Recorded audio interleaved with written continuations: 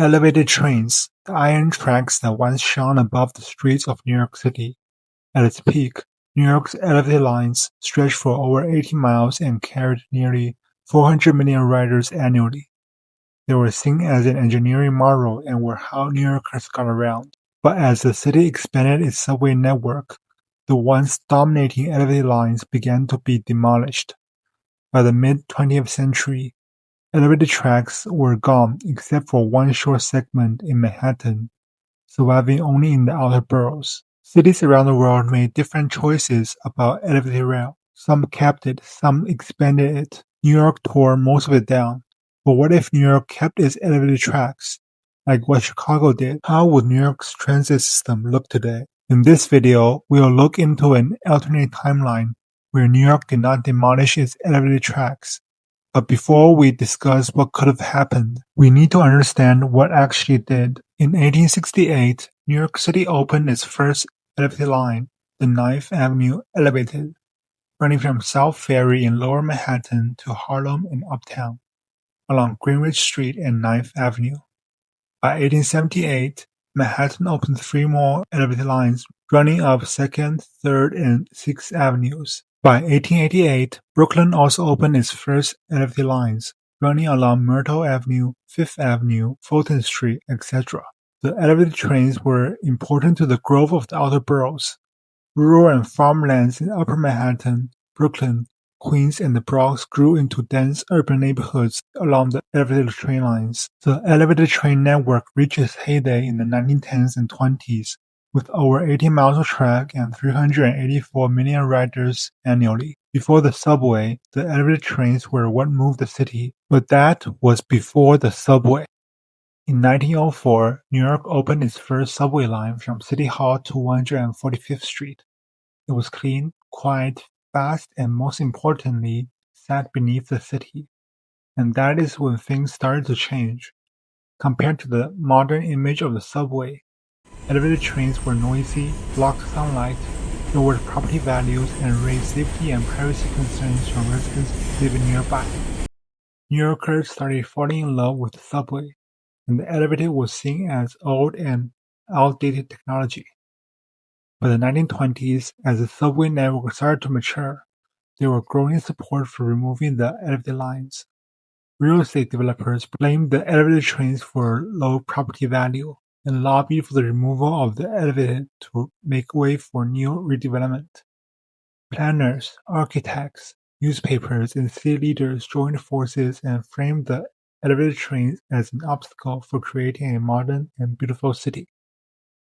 While public pressure was an important factor in the demolition of the elevated trains, what really justified the removal was the rapidly growing subway network.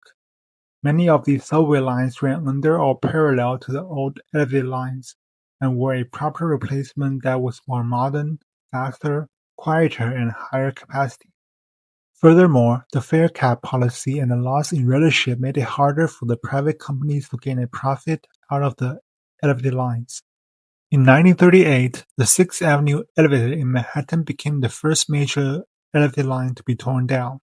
2 years later, the 9th Avenue Elevated in Manhattan, the 5th Avenue Elevated, and the western portion of the Fulton Street Elevated in Brooklyn were closed. By the 1950s, all elevated lines in Manhattan, except for a short section of the IRT 7th Avenue line, or today's 1 train, were removed. Elevated structures that were built as part of the subway have survived to this day, but most of the original 19th century elevated lines couldn't escape the fate of being torn down. In the next few decades, elevated lines went down across the outer boroughs, while the elevated lines along 6th and 9th Avenue in Manhattan and Fulton Street in Brooklyn were replaced by new subway lines before they closed or shortly after. Others were simply replaced by buses. And some were torn down with the promise of a subway that never came.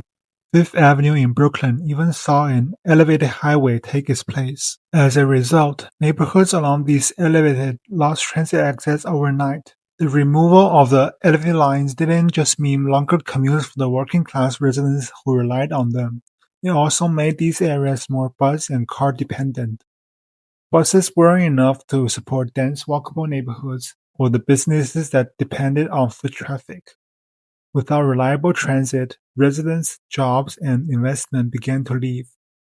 Neighborhoods along Fifth Avenue where the Governor's Expressway was built on the footprint of the elevated further suffered due to the noise and air pollution caused by the highway. So that's what happened in the real world. But what if New York didn't demolish its elevated lines? What would the city look like today? And how would it be different? Today, the subway operates about 665 miles of revenue track. In this alternate timeline, New York keeps the more than 80 miles of 19th century elevated lines it tore down, while still building the subway network we have today. That will bring the total driver transit network in New York City to roughly 745 miles, significantly larger than the system we know. In the real world, Manhattan has 5 major north-south subway trunks. In this timeline, the elevated lines adds 4 more: 2nd Avenue, 3rd Avenue, 6th Avenue, and 9th Avenue. From 2nd Avenue to 9th Avenue, every major north-south corridor would have rail transit. 6th Avenue would even have rail both above and below the street. Manhattan would also have 2 additional crosstown lines along 42nd Street from Grand Central to 2nd Avenue, and on 34th Street from 34th Street Ferry to 3rd Avenue. There would also been an extra rail crossing between Queens and Manhattan on the Queensboro Bridge for 2nd Avenue elevated trains. Assuming each track can handle 30 trains per hour, the 4 elevated lines can carry an extra 120 trains per hour, or around 180,000 riders per hour in each direction. In Manhattan alone, the system would have the capacity to handle over 1 million additional riders per day. This dramatically increases the network's capacity and redundancy, giving the city far more room for future ridership growth than it has today. In the outer boroughs, the elevated lines that remain operational will also help increase transit coverage. Now, I said that the elevated wouldn't have been torn down in this alternate timeline, but I kind of lied here. What I mean is these elevated lines would have been over 100 years old if they were still around today. In the alternate timeline, these elevated lines will be rebuilt with concrete structures, which can handle the heavier modern train cars and mitigate the noise caused by steel and iron structures that people dislike. Sound barriers will be installed along the elevated lines in sections where they are close to people's homes, further reduce the noise disruption.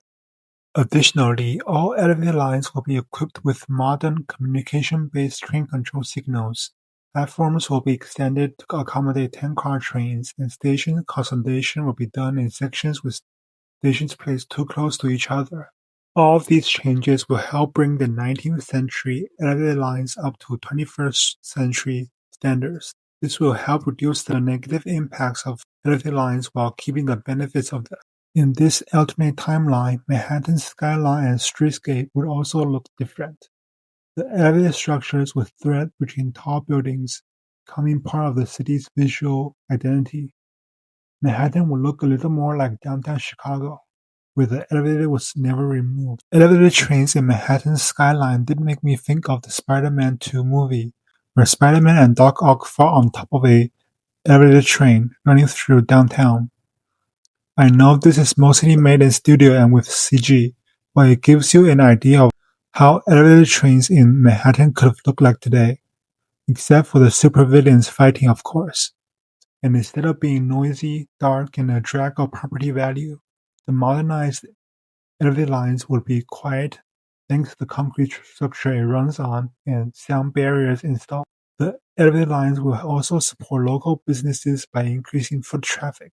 In the alternate timeline, many neighborhoods across the city that have lost the elevated lines and become transit deserts will be different. The east side of Manhattan is a good example. In the real world, it took nearly a century to build just 3 stations of the 2nd Avenue subway. In this timeline, the east side would have had 2 trunk lines running a block apart, which will be fascinating. Neighborhoods along former elevated line corridors such as 3rd Avenue in the Bronx, Lexington Avenue, 5th Avenue, western part of Myrtle Avenue in Brooklyn, etc., would have great transit access instead of being more car and bus dependent. The transit coverage gaps that emerged after demolition simply wouldn't exist in this timeline. Without the demolition of the elevated lines, instead of loss in population, businesses, and investments that we actually saw, these neighborhoods could have remained dense and walkable, with potential for upzoning to add more housing near transit. Fifth Avenue in Brooklyn will be a unique case, as the Gowanus Expressway that ran on the elevated's footprint wouldn't have been built the same way in this alternate timeline. This means instead of noise and air pollution from traffic, residents here will get a quiet, modern, and more beneficial transit line near them. Cities make choices. Chicago chose to keep its elevated lines running while New York chose to demolish them. While removing the elevated lines wasn't necessarily the wrong choice, not delivering the promises about transit is definitely the wrong one. Had the politicians been able to complete the 2nd Avenue subway in its full length, or finish the 3rd Avenue elevated replacement project, or expand the subway lines into neighborhoods that lost their elevated lines, it could have achieved a similar outcome as this alternate timeline. While we can't go back and change what we have already done, we can make the right choice now to expand our transit system to repair the negative impacts of past decisions. What do you think would have happened if New York had kept its elevated lines? Would the city be better off today? Let me know in the comments. And if you want to see the transit New York should build to address the gaps we discussed, check out this video. Thanks for watching, and I'll see you in that video.